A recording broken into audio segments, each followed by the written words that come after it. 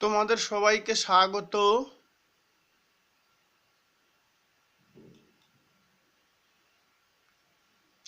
Online class police lines school and college Rangpur.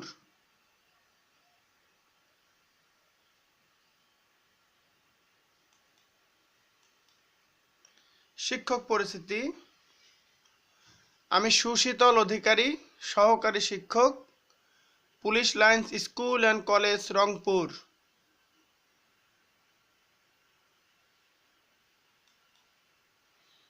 পাঠ পরিচিতি। এখন আমি তোমাদের ষষ্ঠ শ্রেণীর হিন্দু ধর্ম ও নৈতিক শিক্ষা বিষয়ের সপ্তম অধ্যায় পড়াবো। তোমরা জানো তোমাদের সবগুলো অধ্যায় পড়ানো হয়েছে। এখন তোমাদের রিভিশন ক্লাস চলছে। এই ক্লাসগুলো আগে হয়েছে, ওই আগের ক্লাসগুলোই একটু পরিবর্তন করে এখন রিভিশন ক্লাস নেওয়া হচ্ছে। মনোযোগ দিয়ে ক্লাসগুলো করো।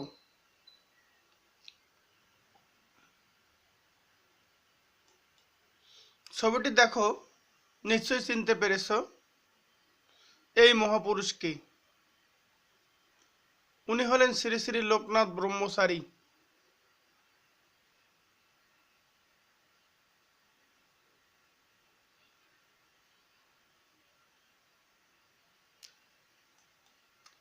সুতরাং সহজেই বুঝতে পারছ আজকের বিষয় শ্রী শ্রী লোকনাথ ব্রহ্মচারী।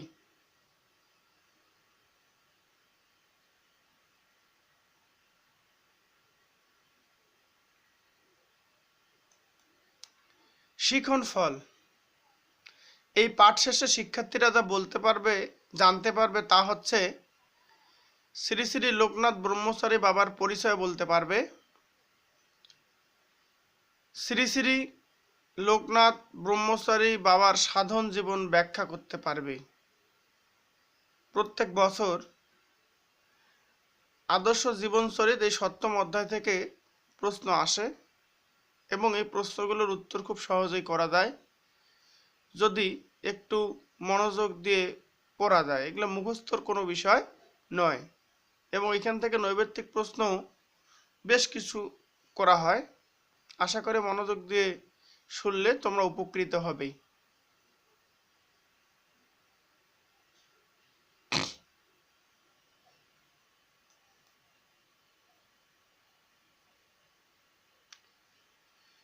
শ্রী শ্রী লোকনাথ ব্রহ্মচারী 24 পরগনা চাকলা গ্রামে 1730 খ্রিস্টাব্দে জন্মগ্রহণ করেন। লোকনাথ ছিলেন তার পিতামাতার চতুর্থ পুত্র। লোকনাথের পিতার নাম রামকানাই ও মায়ের নাম কমলা দেবী।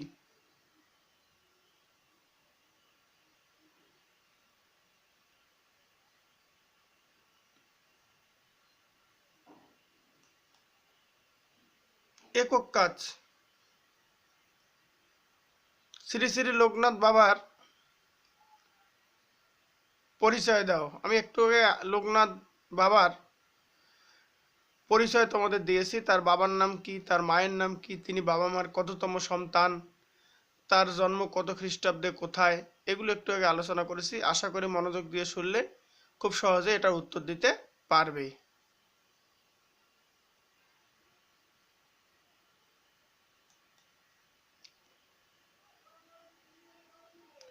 কালীঘাটে লোকনাথ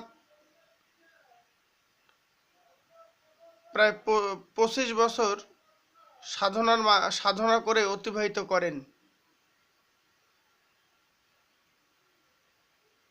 আচার্য ভগবান গাঙ্গুলি তার গুরু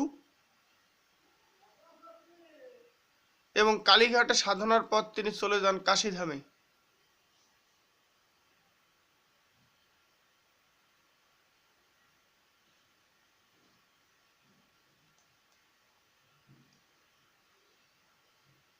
লোকনাথ বেণীমাধবকে নিয়ে চলে যান হিমালয়ে।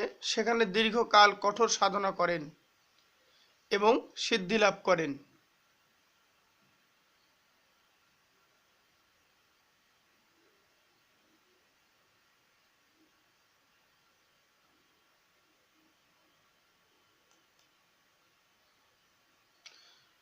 কঠোর সাধনার সিদ্ধি লাভের পর লোকনাথ বাবা বিভিন্ন দেশে ভ্রমণ করেন, যেমন তিনি আফগানিস্তানে যান, এরপরে চীনে যান, মক্কা যান, মদিনায় যান।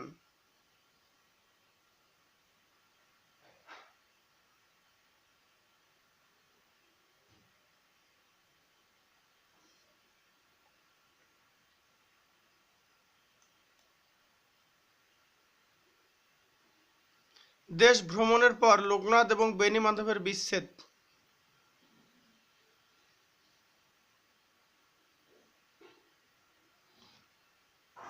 লোকনাথ চলে আসেন কুমিল্লার দাউদকান্দিতে, আর বেনি মাধব চলে যান ভারতের কামাখ্যার দিকে।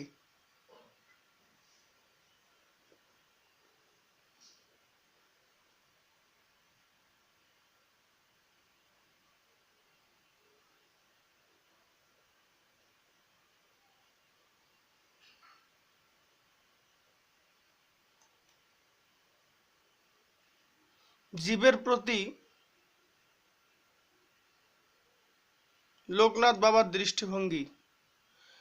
লোকনাথ জাতি, ধর্ম বা বর্ণের পরিচয় বিচার করতেন না। সকল জীবের মধ্যে তিনি ব্রহ্মের উপস্থিতি উপলব্ধি করতেন। শুধু মানুষ নয়, জীবজন্তু ও পশু পাখিকেও তিনি ভালোবাসতেন।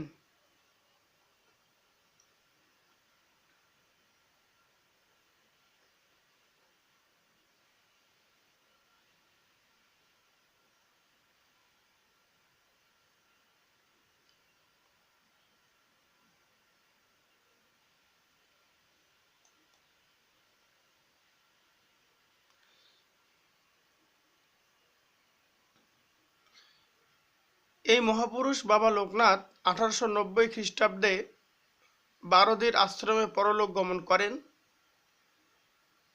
তখন তার বয়স হয়েছিল 160 বছর।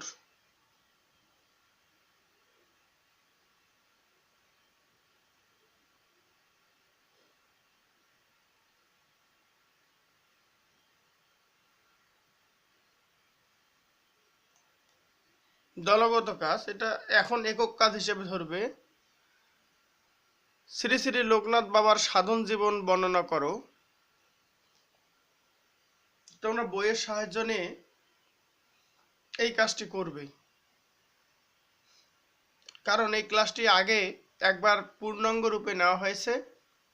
এখন এই ক্লাসটি আমি সংক্ষিপ্ত আকারে মূল বিষয়গুলো তুলে ধরেছি, ফলে অনেক বিষয় এখানে গ্যাপ পড়ে গেছে। বইয়ের সাহায্য নিয়ে দলগত কাজটি বা একক কাজটি তোমাদের করতে হবে।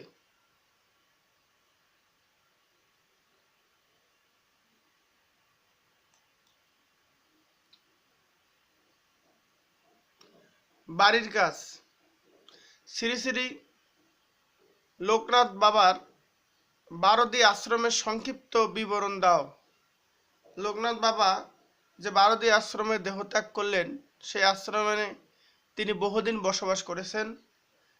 তিনি মানুষের অনেক উপকার করেছেন, সঙ্গে তার আশ্রমে অনেক পশু পাখি নির্বিঘ্নে ঘোরাফেরা করত। তিনি পশু পাখিদের খুব ভালোবাসতেন, এই বিষয়ে বর্ণনা দেওয়া আছে। তোমরা এটিও বইয়ের সাহায্য নিয়ে করে আনবে। স্কুল খুললে এই বাড়ির কাজগুলো দেখা হবে।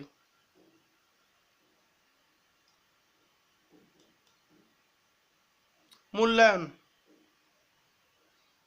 একটু মনোযোগ দিয়ে দেখো, লোকনাথ বাবা কত খ্রিস্টাব্দে জন্মগ্রহণ করেন এটা আমি আলোচনা করেছি।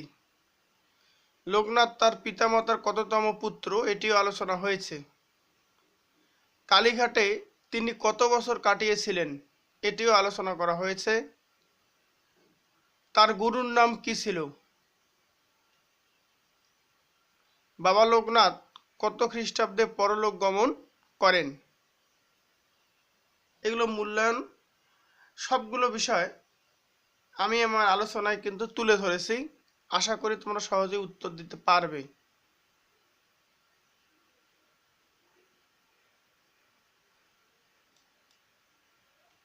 বাড়ির কাজ।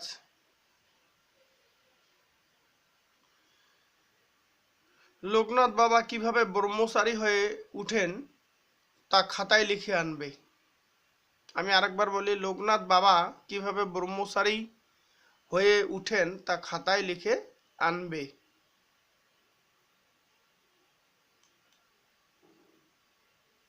আজকের ক্লাস এখানে শেষ করছি। সবাইকে ধন্যবাদ। যত্তে রূপং কল্যাণতমং তত্ত্বে পশ্যামি।